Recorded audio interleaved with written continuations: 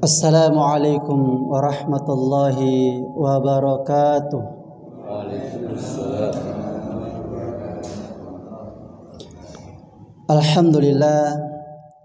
Alhamdulillahi rabbil alamin. Puji syukur hanya milik Allah Subhanahu wa taala yang telah memberikan begitu banyak nikmat kepada kita sekalian. Asyhadu an la ilaha illallah wahdahu la syarikalah. Dan pengakuan yang mulia hanya milik Allah Subhanahu wa taala bahwa hanya Allah lah satu-satunya zat yang berhak kita sembah, satu-satunya zat yang berhak kita mintai pertolongan, dan satu-satunya zat yang berhak kita mintai petunjuk. Wa asyhadu anna Muhammadan abduhu wa rasuluh.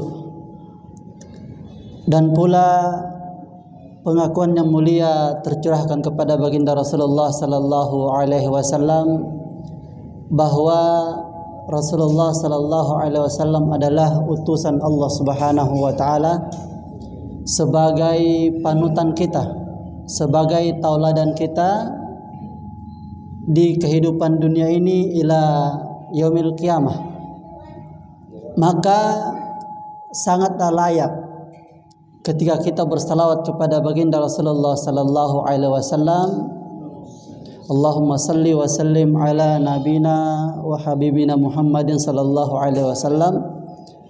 Dengan salawat kita kepada beliau, semoga di akhirat kelak kita mendapatkan syafaat dari beliau. Hadirin jamaah yang insyaallah rahmatil Allah Subhanahu wa taala. Insyaallah pada kesempatan kali ini tema ceramah kita sekaligus diskusi pada malam hari ini adalah terdapat dua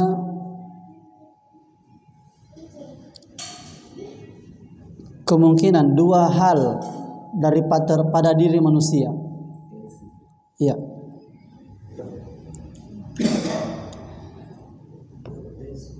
Yang dimana kita telah ketahui bersama bahwa ketika Allah Subhanahu wa taala menetapkan manusia sebagai khalifah di muka bumi, itu terjadi protes dari kalangan malaikat. Ya. Yang dimana Allah Subhanahu wa taala abadikan firman-Nya dalam surah Al-Baqarah ayat 30 ketika Allah berfirman kepada malaikat, inni ja'ilun fil ardi khalifah. Kata Allah, sesungguhnya saya akan menetapkan manusia sebagai khalifah di muka bumi. Maka proteslah malaikat, ataj'alu fiha. Malaikat berkata, ataj'alu fiha man yufsidu fiha wa yasfikud dima. Mengapa wahai Allah engkau menetapkan manusia, engkau pilih manusia yang suka berbuat kerusakan di muka bumi, pertumpahan darah di muka bumi, yang suka berbuat onar di muka bumi, yang suka berbuat dosa di muka bumi? Tapi kenapa engkau pilih dia sebagai khalifah? Wa nahnu nusabbihu bihamdika wa nuqaddisu lak. Padahal kami malaikat senantiasa memuji kepadamu ya Allah, senantiasa berzikir kepadamu. Tapi kenapa manusia yang dipilih? Lalu Allah Subhanahu wa taala tegaskan, jawab secara tegas bahwa Allah lebih mengetahui daripada kamu. Artinya apa? Ketika Allah Subhanahu wa taala sudah memutuskan sesuatu, itu artinya Ada yang Allah inginkan di balik hal tersebut. Ada yang Allah inginkan di balik keputusan tersebut.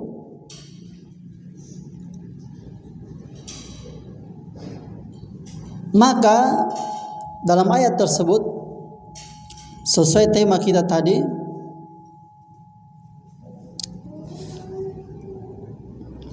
potensi pada diri manusia. Jadi dalam ayat ini terdapat dua potensi. Maka jangan heran, potensi yang pertama yang malaikat jelaskan dalam ayat tersebut, bahwa pada diri manusia itu terdapat sifat kejahatan. Dalam diri kita ada sifat kejahatan. Ada sifat yang berpotensi berbuat keonaran. Maka jangan heran pada kehidupan nyata kita, yang dimana para pemimpin-pemimpin banyak yang berbuat onar, di mana masyarakat orang Islam itu sendiri banyak yang berbuat onar, karena memang ada potensi kejahatan, potensi berbuat onar dalam diri kita. Namun hadirin sekalian, tetap saja Allah pilih kita manusia sebagai khalifah, karena ternyata dalam diri manusia ada juga potensi positifnya. Itu yang pertama, tentunya potensi sebagai khalifah, bisa memimpin, potensi bisa mendidik seseorang menjadi orang yang beriman, bisa mengajak orang lain menjadi orang yang kenal dengan Allah Subhanahu wa taala. Maka dengan potensi tersebut kita sangat harapkan bisa menekan potensi jahat yang ada dalam diri kita.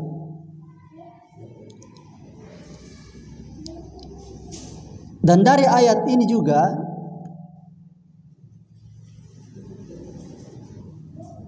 bisa kita ambil kesimpulan bahwa tidak semua hal-hal yang buruk yang kita lihat secara langsung itu buruk. Bisa saja di balik itu ada hal-hal yang baik yang bermanfaat dari apa yang kita lihat. Sama halnya Allah jelaskan dalam surah Al-Baqarah ayat 216. Ya.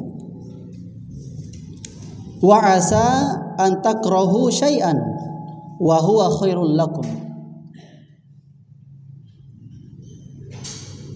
Boleh jadi yang kamu benci, kata Allah, itu adalah sesuatu yang baik untuk kita. Ya. Mungkin saja kita membenci sesuatu, membenci seseorang misalnya, kita tidak suka dengan orang itu karena satu hal. Tapi bisa jadi orang itu di sisi lain bermanfaat bagi kita. Wa asa an tuhibbu syai'an wa huwa syarrul lakum.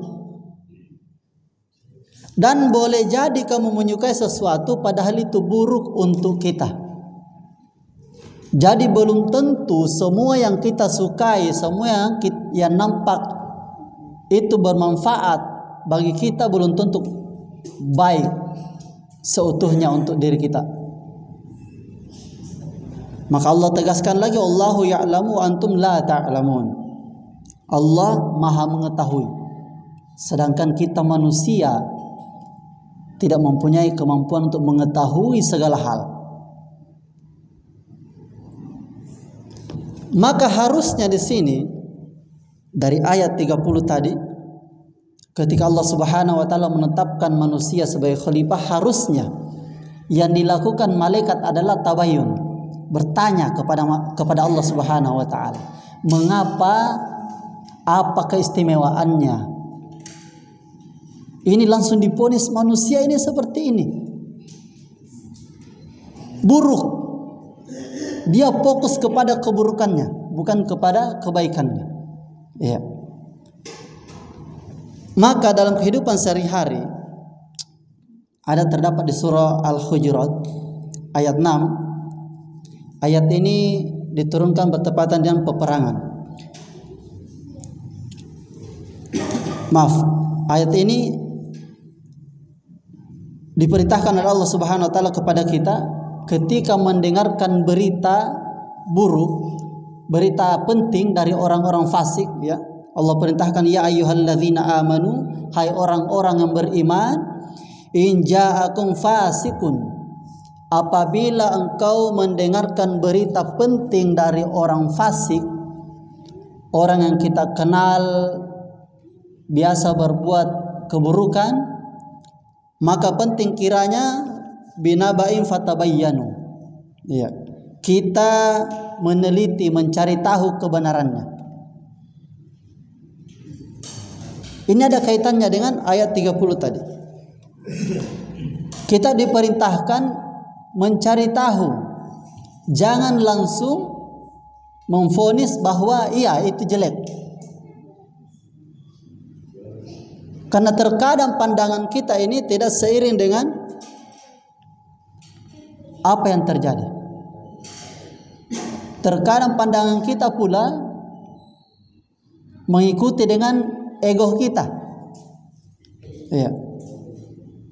Makanya Allah perintahkan untuk senantiasa mencari tahu apabila mendengarkan berita. Jangan ditelan mentah-mentah.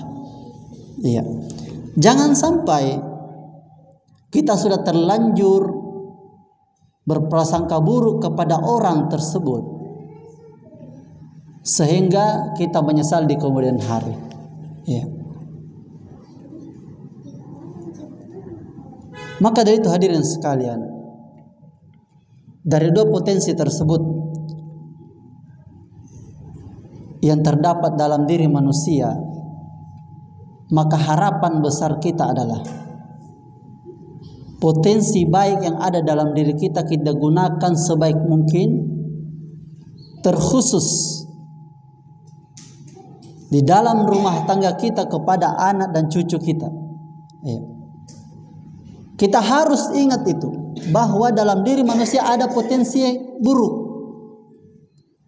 Jangan bersantai-santai bahwa saya ini sudah sholat, saya sudah beriman, pasti anak saya beriman. Tidak. Contohnya Nabi Nuh. Jangan berprasangka bahwa saya sudah sholat, saya sudah bagus, istri saya bagus. Tidak. Karena memang ada potensi yang buruk dalam diri manusia. Maka dari itu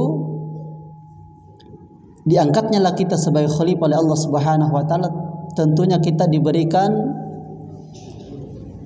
peluang untuk menyalurkan kebaikan kita kepada keluarga kita, kepada masyarakat. Ya. Mengajak orang-orang untuk taat kepada Allah, mengajak orang untuk beriman kepada Allah Subhanahu wa taala, untuk menekan, untuk mengecilkan ruang keburukan tadi.